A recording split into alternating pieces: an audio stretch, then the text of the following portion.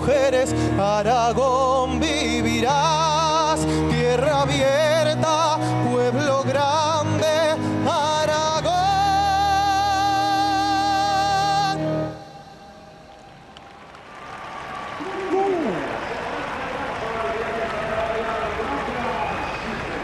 Bueno, pues ahí está la ovación del público de Motorrun Aragón, después de la interpretación del himno de Aragón de Juanjo Bona.